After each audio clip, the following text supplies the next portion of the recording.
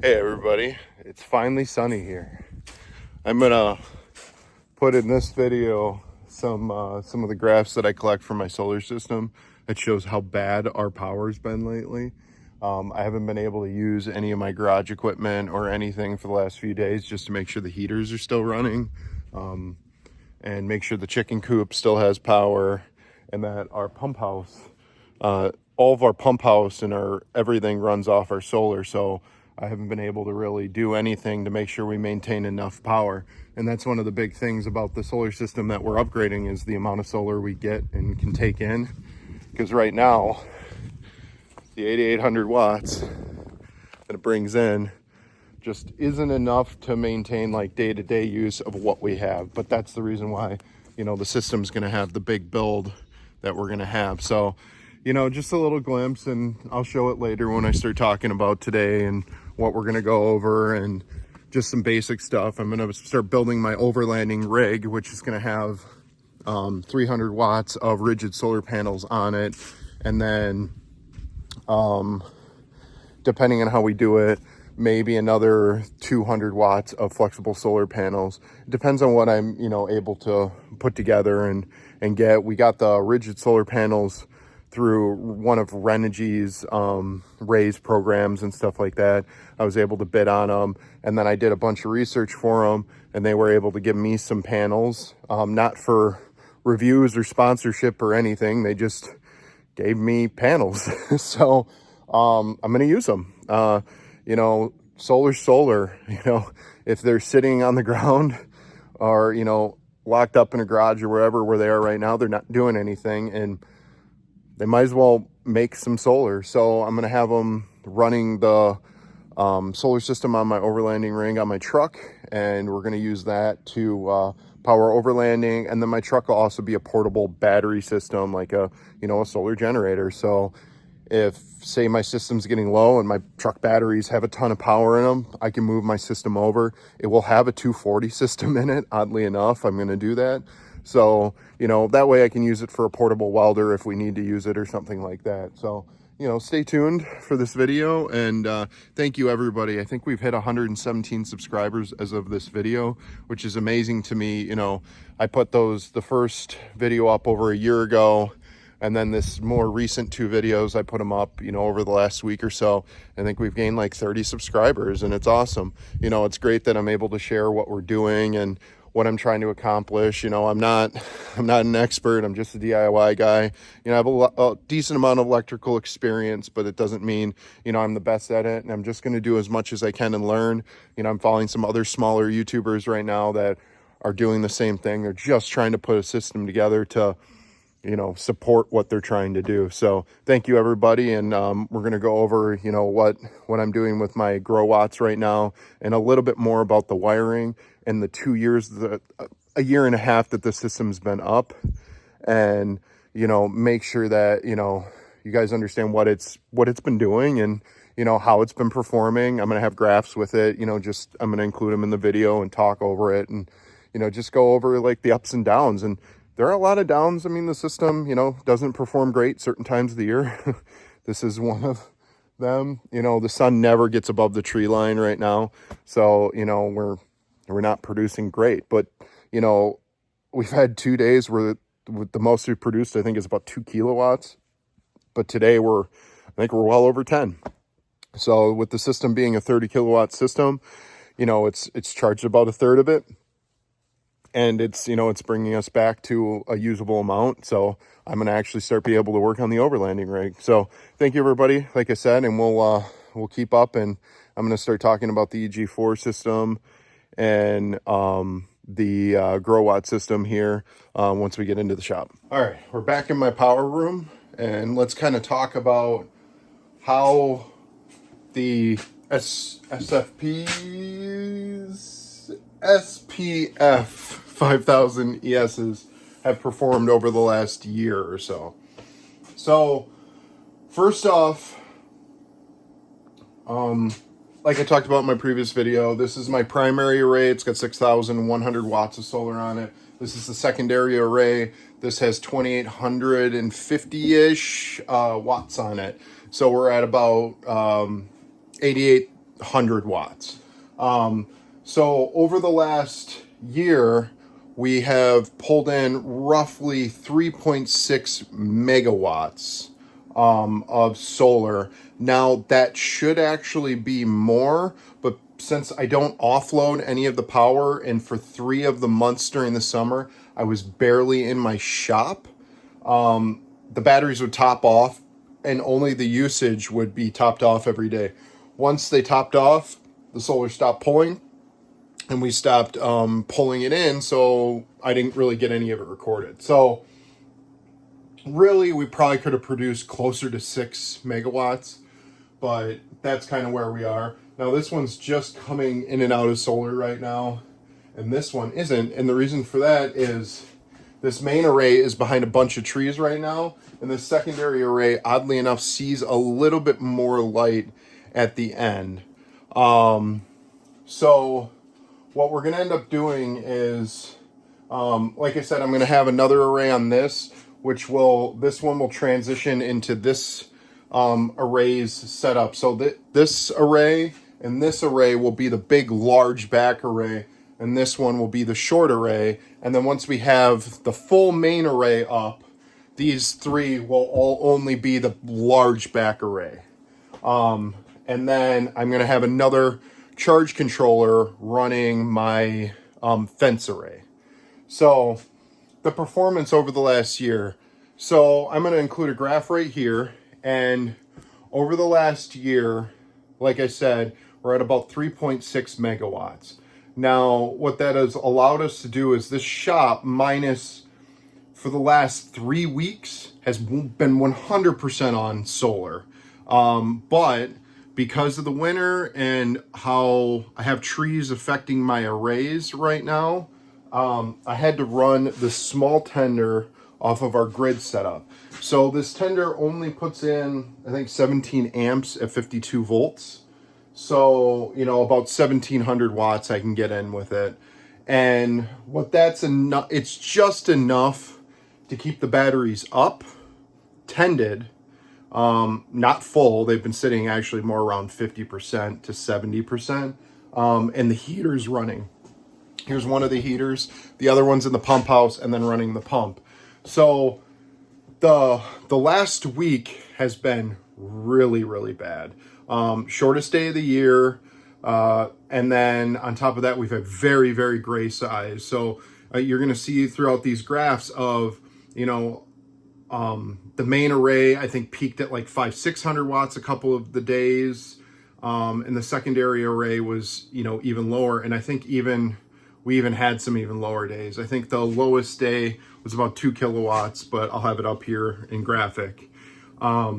Now, the wiring and how these run. So right now, this is 2-aught cable, and the primary of the battery is only 2-aught. Now, that means that if all 3 of these inverters peak, they will well exceed this cable. Now, these cables are open air, so with them getting hot, I can get about 250 amps going through them, but obviously these can exceed that quite heavily. So, I understand that this wire isn't my end-all be-all wire. I'm most likely going to have 4-aught wire running into this, and then obviously everything else will be 2-aught. And then once I build my next few batteries that will be going here or in a rack, we may rearrange this. I'll be able to increase my pull and still stay at the same cable size. Now, the reason I ran 2-aught cable right now is cost. The cost is so high. Copper is really expensive. I don't run aluminum. And the problem with that is right now, a 4-aught cable at a foot, I can't remember how much it is, but for me, it'd be way too expensive. We're very in a budget here. I piecemealed this over the last 3 years. I bought the inverters first, then I bought the batteries, waited a year before I hooked any of it up, and then I bought all the cables, the bus bars, over the next year, and I bought the isolation transformers as well in that second year. So I had to piecemeal this over a few years. So, and then over the time, I had to buy the wiring just to finish it all. So I was only running one inverter for a huge majority of the year. All three of these have just started being on maybe a month and a half ago. So, that's one of the biggest things was the cost. It's just, wire's just not cheap, and it's just super expensive. And my biggest problem was, finances. That I'm trying to do this under a pretty strict budget because, I don't work technically anymore, due to medical reasons. And I want to keep my draw from my business very, very minimal. So that way, I'm not a huge burden on it. So I've been piecemealing this together, buying piece by piece. And then oddly enough, like Renegy. So all these panels were free. That panel was free. This is a flexible panel. And 90% of the stuff up here was free. So I do the DC Home app with Renegy. And when they do their free, raise things on, I think it's Mondays and Thursdays, I would bid and I would get, a chunk of this. And, I did work with them too on their Renegy 1 project. And I was able to get my one system for free for testing and things like that. Not sponsored. I didn't do any videos on it. I'd be willing to do some stuff, but I really don't want to do sponsored videos because I don't want biased opinions. I want you guys to understand how this works and what my experiences with it, the good, the bad, the ugly. I've had problems with every one of these things. My Victron is the battery shunt is very inaccurate right now, and that's my fault. It's inaccurate because the settings aren't correct, and then figuring out the tail currents and things like that, it's super off, and I reset it almost every day. But that's also one of the reasons why I come in here every single day, and I look at what the voltages are at each inverter. I check my temperatures on my batteries. So, I've got my batteries here, and, these are the EG4, the Life Power EG4 LLs, the Pro ones. So they have the LCDs, and I haven't had any big problems with these other than balance issues between the big batteries, not internally in the batteries, but between the batteries. And I chalk that up to temperature in the end. So this battery right here, the third battery from the bottom, would be off. And I bet you one of these is probably off a large amount right now. So we're going to check here. So I'm at 73%, 77, 79, 76, 71, and 74. So this one's the one that's off right now. Now there's a massive temperature difference. This one is at 11C. This one's at 13C, 13, 14, 14, 14. So the bottom battery is actually quite cold. And this middle battery tends to charge the best. So I tend to never really have an issue with charging on this battery. And it's weird by the communication because the communication seems to only go off of the state of charge of this battery for the Growatts, but when any of these batteries get into the threshold of like 20%, it suddenly goes to that battery for state of charge and throws the whole system off. So there are communication problems, and it's not that I'm worried about it. I come in here, I sort it out. Am I discouraged by it? A tiny bit. I've got my computer, so I do cell checks once every couple of weeks on the batteries. I'm not doing firmware updates on them. They work. They work well. I haven't had a battery fail. I haven't had a misbalanced battery. So I'm leaving the firmwares. Now, if there was an update for the firmware to make the communication better, would I do it? Probably not right now. Most likely the reason I don't want to do that is I'm going to take the communication away. I really want to do DIY batteries in here. And if I do DIY batteries, having all of this communicate, I'm going to have it go on voltage. Because I'm going to be checking this all the time, and I'm going to be watching each individual battery, checking the BMSs themselves, I'm going to try to do all my communication through my Victron if I can, but it's really just a peace of mind type of thing.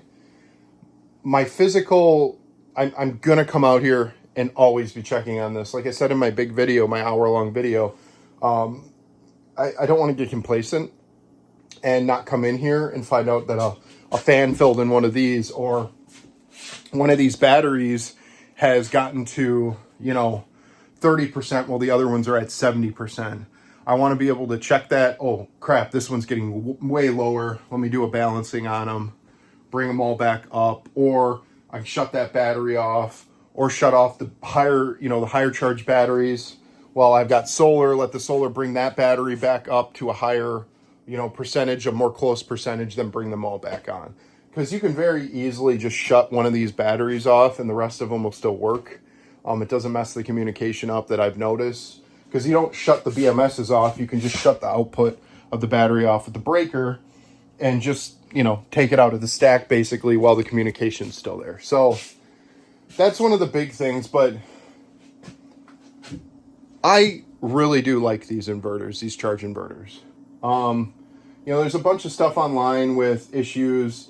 I think Will did a video about, the neutral ground bonding in these and how it could throw voltage back through the frame and things like that. There's back voltage problems with them where the solar arrays get AC. I try to be careful with it. I try to respect them so that way I don't, have that day where I'm like not being careful and I touch it. I try to respect it. Some of these surfaces are coated, so you can touch them. But when it comes to the electrical on here, I just really, really do respect it. And that's why the door in here is always shut. As long as I'm not having problems or I have any concerns with, somebody coming in here. And if somebody comes in here, they're most likely going to be in here with me. And I'm going to let them know, hey, don't touch anything. There's a risk of shock on any of this. There always is. And, if it ain't broke, don't fix it. I don't have an issue with these right now. Would I like to upgrade these one day? Maybe. We'll see what we can do. These high frequency inverters are so efficient with converting the solar to electricity without using the batteries. I really, really like these ones. And there's been a lot of complaints about how loud these are. This is running solar right now. This one's running solar right now. And even in the peak when they're doing 100 amps each, they can get loud, but it's cooling.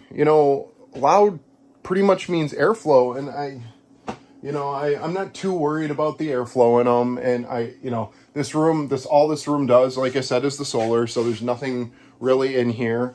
This room can be as loud as it wants. It's insulated on all sides. I barely ever hear these. When these are chooching away, they're really, really chugging away.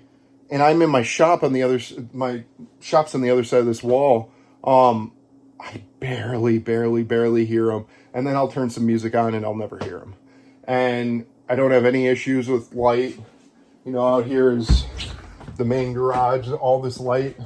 Everything in here is ran by the solar. We don't have any issues. You can see arcades.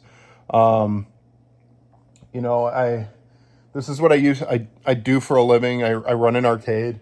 And I love electronics. And I love what this is, the electronics field has allowed me to understand this a lot more than most people. But if you're, I feel like if you're doing your power with solar, you should understand it pretty well and know what you're getting into.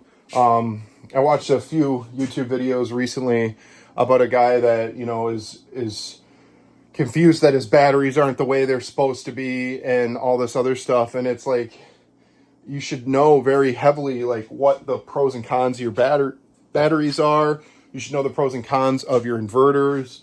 I set this up specifically so I can pull these inverters out and put any 240 inverter in wire it straight into my auto transformers, and I don't have to take any of the auto transformers down. These shouldn't fail. I'm going to keep these for life, most likely. If you're really responsible with your balancing, technically I only ever need one. But the 3 are here in case I get really dephase balanced, just due to, you know, I've got a more modern house. So if I have a moment, I dephase it. I want to make sure that I can take, you know, 8,000-9,000 watts on one leg and not really worry about it. Is this enough wattage to run my house? 100%. We're going to be conscious of what we do. You know, I have an electric water heater, but it's pretty efficient.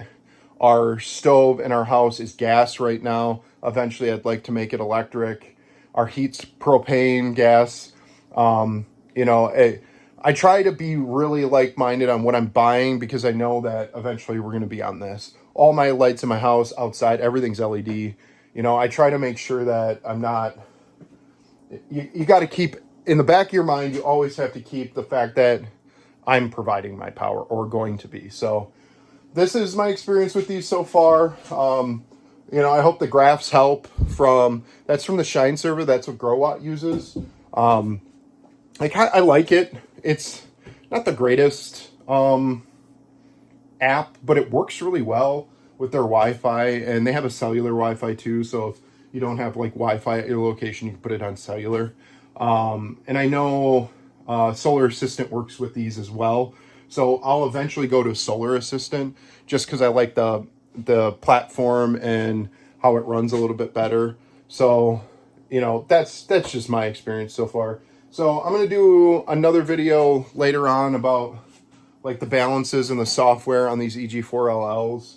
I'm most likely, when I build my DIY batteries, I'm going to go with JK BMSs. Andy from Off Grid Garage is doing a lot with their communication stuff on their new BMSs that just came out. He's having issues, but he's working with them. They're adjusting. I like that. I really do like that. So I'm probably going to do a couple builds of some 300 amp hour, 16 cell, 48 volt batteries, probably 2 of them, because I'd like to add another 600 amp hours to my setup. And then I'm going to be building my overland rigs. Now that'll be its own series.